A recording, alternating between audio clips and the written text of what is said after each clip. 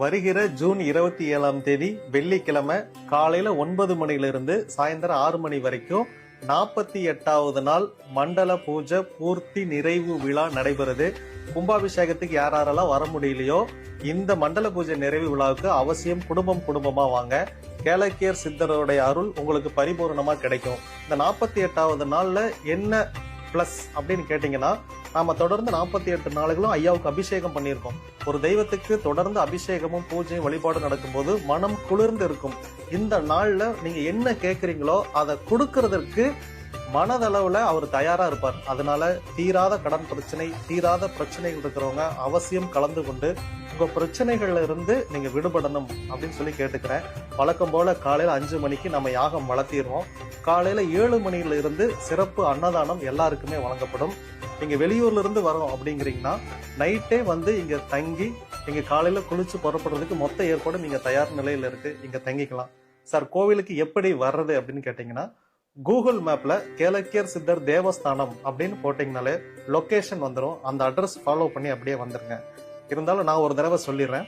ஈரோடு மாவட்டம் பவானி வட்டம் பவானி பைபாஸ் அப்படிங்கிற பஸ் ஸ்டாப்ல இறங்குனீங்கன்னா அதுல இருந்து ஜஸ்ட் 2 கிலோமீட்டர்ல இருக்கு.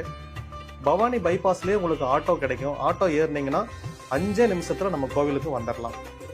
48வது நாள் மண்டல நிறைவு பூஜைக்கு நீங்க ஏதாவது பொருட்கள் வாங்கி கொடுக்கணும்னு ஆசைப்படுறீங்கன்னா, ஐயாவுக்கு வஸ்திரம், மாலை, நிலவுகால் மாலை, இல்ல நான் பூஜைக்கு என்ன பொருள் தேவைப்படுது பொருள் வாங்கி கொடுக்குறேன், நெய், பூ, உதிரி பூக்கள், சார் பூ நான் கட்டி கொடுக்குறேன், நான் வஸ்திரம் எடுத்துட்டு வரேன், பச்சை கலர் வேஷ்டி துண்டு அது மட்டும்தான் நான் கட்டியிருக்கேன் இல்லையா, அதே மாதிரி பச்சை கலர் வேஷ்டி துண்டு, இந்த மஞ்சள் கலர் கோடு இருக்கிற மாதிரி இருந்துச்சுன்னா ரொம்ப அழகா இருக்கு. ஐயா போட்டோல அப்படிதான் இருப்பாரு. அதே மாதிரி மல்லிகைப்பூ, ஒயிட் கலர்ல இருக்கக்கூடிய எண்ணெய் பூ, தாமரை மாலை, பன்னீர், பூஜைக்கு என்ன பொருட்கள் தேவைப்படுதோ இது எல்லாமே நீங்க கொடுக்கலாம்.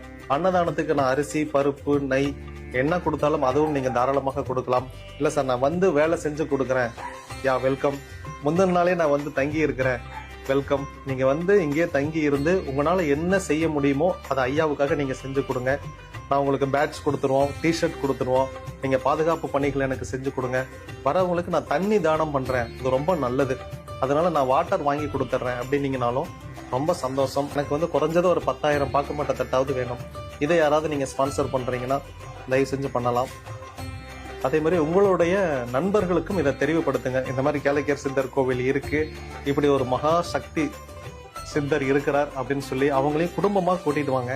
எல்லாருமே நல்லா இருக்கணும். நம்ம குடும்பம் இப்ப பெருசாகிக்கிட்டே இருக்கு. எல்லாருமே சந்தோஷமா விடுதலை ஆகிக்கிட்டு இருக்காங்க. அதுதான் எனக்கு மன நிறைவா இருக்கு. கேளக்கியர் சித்தர் நமோ நமக்கு.